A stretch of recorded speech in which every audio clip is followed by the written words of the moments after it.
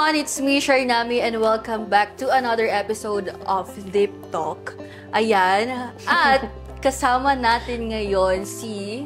hello everyone, I'm Draven. Draven? Draven, with the D. With the... D. Sa dulo? Napabuha ko doon. D. Okay. Draven. Isa siyang freelance model, tama? Mm-hmm. Gaano ka na katagal na model? Actually, nag-start po ako sa glam way back 2018. Mm-hmm. Tapos mas in-explore ko siya this year lang. 2018 pa. So, before pandemic. Ano yung push sa'yo sa pagpasok ng modeling? Kuya ko kasi nasa makeup industry siya. Doon din ako mas nag-grow and parang minahal ko na din. Kuya mo ay isang makeup artist. Aha. Hanggang ngayon, nag-model ka pa rin. Like, Yeah. ano yung mga peg na mostly na ginagawa mo? Mas exposed na siya ngayon. What do you mean by Parang, exposed? more into nudes, ganon. Or Like nudes? like yung may ropes, ganon. So more on like mga kinky, BDSM. Ganon. Mga shibari ba yung Ayun, shiver. Hindi siya masakit. I like pain. Kasi Oh, yes, pleasure siya, daddy. diba? Pag you're into BDSM, parang masarap siya. Oo. Siyempre, kanya-kanya naman tayo. Kasi ako, hindi ko bet yun. Kasi parang, ang sakit naman, sasampalin na lang kita. Pero, di ba punta na tayo doon. Kasi nabanggit mo yung BDSM and yung mga kink na gano'n. Kasi di ba, meron dyan yung sub and dom. So, alin ka doon? Hindi ko siya ina-expose. Pero sige. Okay, sub ako.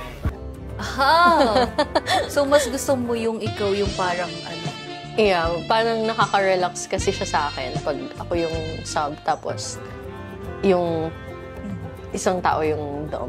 Nakaka-relax. Ang ganda nung nakaka-relax. Okay, so nung nag-freelance model ka, 2018, and then yung pagpasok mo sa mga, like yung BDSM, lately na lang. So, paano mo siya na-explore? Siyempre, meron tayong parang yung first time experience mo. Anong pakiramdam? Well, na-explore ko siya kasi nag-try din ako ng contents. Contents like? Like, contents, like channel, Video, ganun, photos na like adult ibebenta. contents ba? Or parang mga teasing lang Adult contents. with play? Yeah. Kasi iba pag teasing, yung iba kasi teasing ganun, na hindi pinapakita yung private part. Sa'yo ba ganun? Hindi. Pinapakita ko lang. Wild.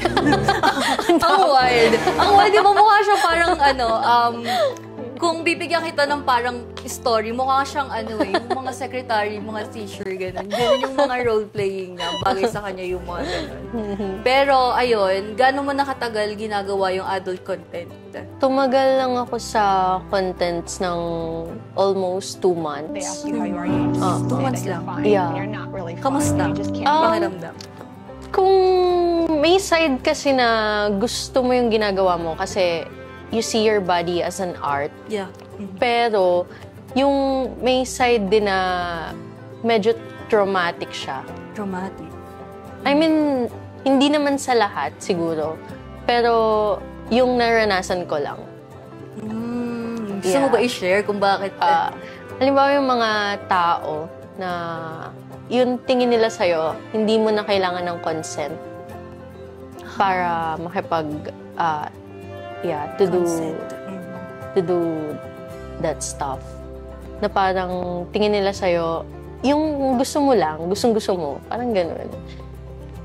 Well, masarap naman ng sex as long as consensual siya. Totoo. Sino ba tatanggi kung syempre, at saka kung gusto mo rin naman yung makaka-partner mo. So, may boyfriend ka ngayon? Yeah. So, alam niya yung like, yung mga ganyan. Yeah, story. alam niya lahat. Ano yung reaction niya nung in-open mo yan sa Open-minded naman siya, so okay lang sa kanya. Sa bagay, no? Siyempre, ang hirap naman maging karelasyon ng close-minded Yeah, when you're into that kind of, Na-try mo na bang magkaroon ng fubu? Yeah. Kailan yung huli? Okay, hindi ko sasabihin kung kailan yung huli, pero kukwento ko na lang siguro. Sige. I met this guy, 34 years old siya. So parang mas gusto mo yung mga daddy-daddy type. Oo. Daddy-daddy type. Ganon. Tapos, we've been together for almost 8 months ata. Pero gusto ko ng label kasi ayaw niya ako ng, parang may pagka-possessive siya na ayaw niya ako, oh my gosh, okay lang ba yung kwento? Okay, whatever. Okay lang yun. Hindi naman ako magja-drop name. Pero yeah, parang ayaw niya ako na sa iba. Like, gusto niya kanya lang ako. Pero di ba wala nga kayong label? Yeah, dun din. Tapos siya, parang okay lang. Na Pag sinabi pwede sa kasi iba. nating fubu, may nangyayari. Yeah. Na hanggang dun lang. Oo. Like, pwede mo bang makwento yung Actually, nagiging situation nyo? For example, paano nyo pinaplan na magkita, gano'n? Ang As friends with random benefits. lang din na parang pag gusto niya lang, biglaan na kita tayo sa ganito, kita ka free ka later, parang Dugo ka agad? Oo. May feelings na ako sa kanya noon. Feelings. Yeah, like, nagiging deep na. Tapos, sinabi ko naman sa kanya. Tapos sabi niya, hindi siya ready for relationship. Tapos, wala pa ako nun boundaries sa sarili ko. So, ako parang nagiging, okay, sige, naiintindihan ko. Tapos, yung ending nun, kaya pala ganun. Kasi family man pala siya. Hindi niya sinabi sa'yo in the first place. Yeah, may kids na siya. Nagulat ka, syempre. Pero gaano tumagal? 8 months 8 naman. months. Ang tagal din. Sa sitwasyon na yun, Yeah. 8 months, parang, tapos nahulog ka. Oo. Na-fall ka. Yeah. Siya hindi. Hindi ko alam. Hindi mo na tinanong. Hindi Feeling kasi, ko. ang Self-proclaimed. Feeling ko naman. feeling mo naman. Kasi tumagal ng 8 months. Yeah. Pero kasi 'di ba kapag friends with benefits, dapat may mga boundaries, may mga usapan din. Actually, na dapat hindi ka magselos, ganito ganyan. Oo. Kaya for other people, maybe nag-work siya, pero for me, hindi ganun. Sa nangyari na yun, parang mas nakilala ko yung sarili ko na hindi ko kayang lumagay sa situation na ganun. Kasi parang ang hina nung heart ko, parang fall agad. Ganun. Oo nga. At saka sa friends with benefits, di ba, parang mas merong thrill. Di ba, during sex. Yeah, actually, parang iba yung Pakiramdam kasi sa karelasyon mo. Oo. Pero hindi ko tina-tolerate yung mga tao na pumasok kayo sa ganung sitwasyon kasi hindi siya ganun kadali i-handle. Lalong-lalo na kapag na-fall ka na. Kasi pag, yung iba kasi pag na-fall na, stop na yun. Or kaya aamin na, ay, na-fall ako sa'yo. Pwede bang magkaroon tayo ng label. Kaya din, parang for me lang to, na parang mas better yung FUBU kesa sa FWB. Kasi ako to my friends, parang hindi ko kaya na makipag-sex sa kanila or like landiin sila. Kasi iniingatan ko yung relationship na na-build as friends. Pero pag FUBU kasi, parang alam mo na agad yung intention na hanggang dun lang. Parang for me, ganun lang. Well, sa bagay. Kasi pag friends with benefits naman, kapag nagkaroon kayo ng misunderstandings, pati yung pinagsamahan nyo ng kung gaano katagal, nasasayang. At magkakaroon kayo. Lalong-lalo na kapag nasa loob kayo ng circle of friends, di ba? Siya yung first and last. Yeah. Na-miss mo? Na-miss mo? Na-miss mo? Bigla naman. Pero pag FUBU, no? Pag FUBU, paano mo malalaman? Like, sumagi na ba sa isip mo na ginagamit na lang ako, ganyan? Ako kasi, pag hindi interesado yung tao na mas makilala ako, or more on pag nagkikita, puro ganon. Like, gusto ng sex. Parang hindi siya nag-spend time na lumabas, dates, or mas makilala ko deeply. Parang ganon. At saka pag FUBU, ang sitwasyon niyan sa loob ng kwarto ay... Yun agad. Oo, yun parang agad. wala nang Wala nang usap-usap. Tapos may uuwi na connection ba agad? Ganun ba yun? Minsan tinatakasan mo. Tinatakasan? Pag Hindi ba normal yun? Oo. Tinakasan ka na? Or ikaw tumakas? Ako tumakas. Ay, hindi ba ganun yun? Galing. Tumakas siya. Okay, parang okay, tapos na. Okay, ganun na. Parang, hindi ka naman niya parang hindi siya nagalit. Ganun. Hindi naman. Ang galing. Ilang beses mo ginawa yun? Ano lang, 3. Pero sa sitwasyon nyo, sino unang nag-aaya? Siya lagi. Parang nag-aantay. Though gusto ko siya makita din. Pero parang nag-aantay na lang ako. Ganun. Siya lagi. Yeah. Never pumasok sa isip mo na ikaw ang mag-initiate naman. Nung nag-try kasi kami ng threesome before. Ooh.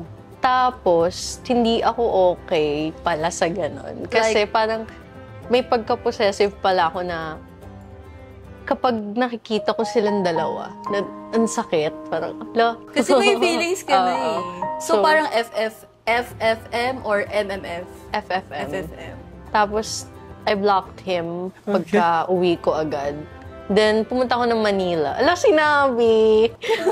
Nakakainis. Okay lang. Pumunta ako ng Manila. Tapos, in-unblock ko siya. Sinabi ko na, freak ka. Ayun, so. So, syempre, hindi naman lahat ng tao into threesome. Yeah. Pero yung iba, syempre, kink na nila yon. Ikaw, ang kink mo naman ay BDSM. Yeah. Pwede mo bang kwento yung paano ka napasok doon? Alam mo yun, kasi syempre masakit siya. Sa akin ang sakit niya parang ayokong itry talaga as in. Okay. Ano naman kasi siya, parang natry ko yung shibari sa photo shoot. Yung diba? Yung tinatali buong katawan. Tapos, yung candles din. Tapos parang doon ko na-explore, parang ang sarap. Parang gusto ko yung pain. So, tinay ko siya during sex. Tapos mas nilalabasan ako, gano'n. Like, mas satisfied ako pag gano'n. Nakakaramdam ako ng pain. Ng pain. As pleasure kasi. Yeah. Yung mga, alam ko lang, yung mga 50 Shades of Grey. Alam niyo ba yun? Yung 50 Shades of Grey, yung binablindfold, yun lang mga tinatali lang, hanggang dun lang. Or kaya ginagamitan ng yung posas. Hanggang dun lang yung alam ko. Or kaya ini-spunk yung... Pero meron, di ba, yung iba parang nagdudugo na may gano'n? Yung iba? Hindi ko pa naman natatry na may nagdudugo na. Ang thrilling naman talaga niya kung papanoorin ko, pero pag sa akin ginawa. Okay. O kaya, mas gusto ko ako gagawa. Okay. Oo, mas more into ako dominant. Kaysa pag sub talaga. So, ayun, dako na tayo sa spit or swallow. Okay. Ayan, sige. Saan si Kuya? Kuya!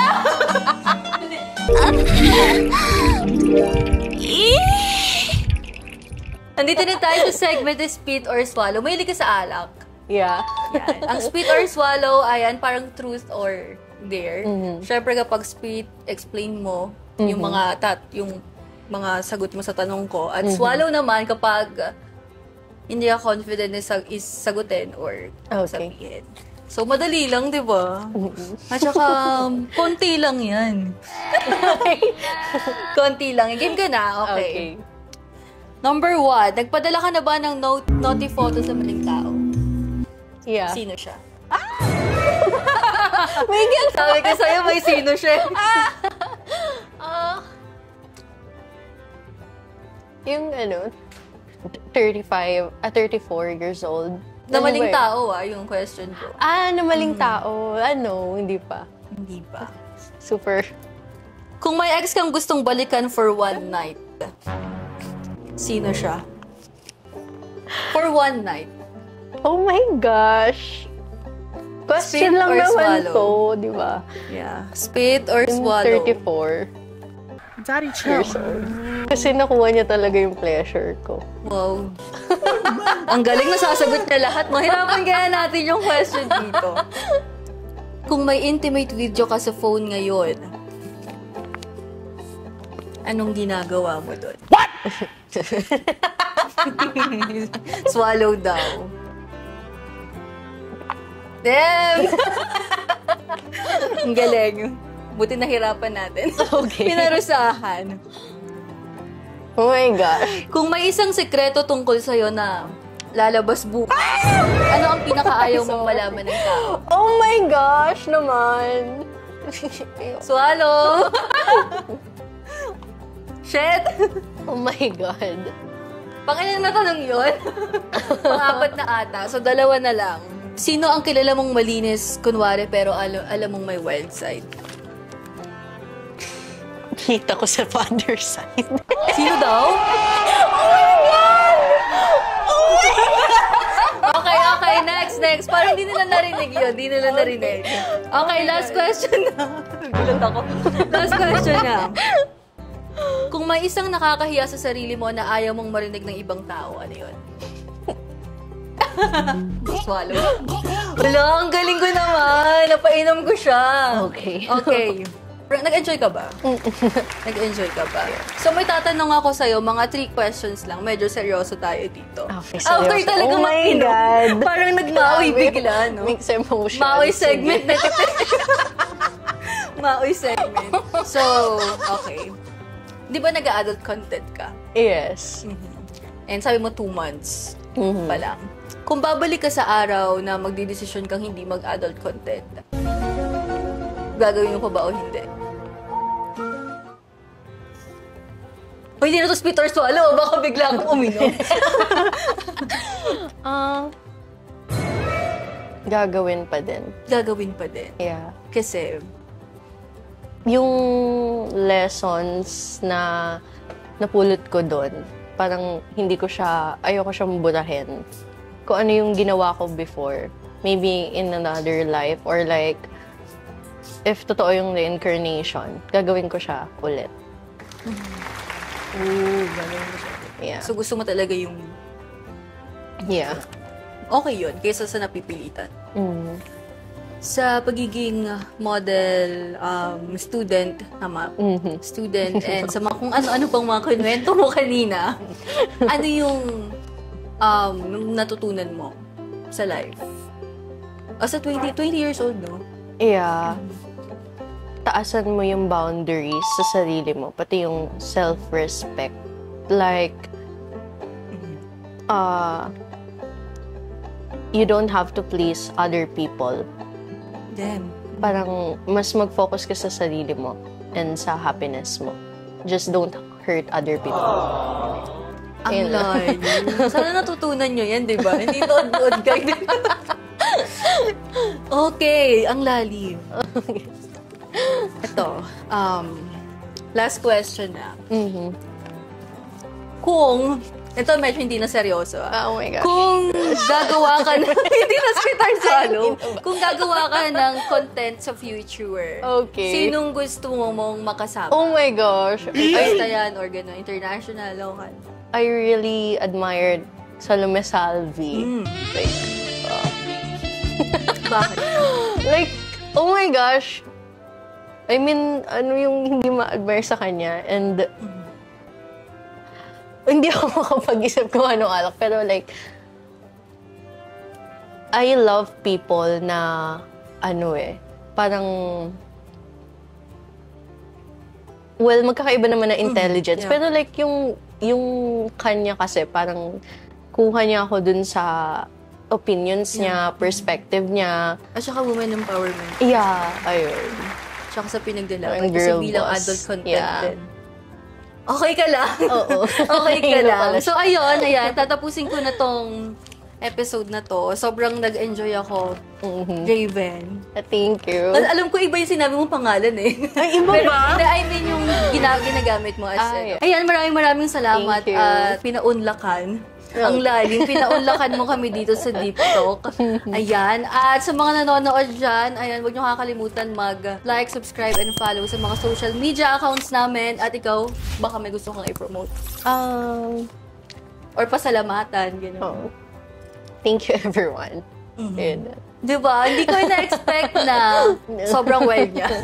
Sobrang well niya pala. So, ayun lang guys. Maraming salamat ulit sa mga nanood. And huwag niyong kakalimutan mag-comment down below kung may mga gusto kayong itanong sa kanya. For sure, maraming na-curious sa kanya. So, ayun lang guys. Hanggang sa muli. Bye! Thank you very much, Camelot Hotel.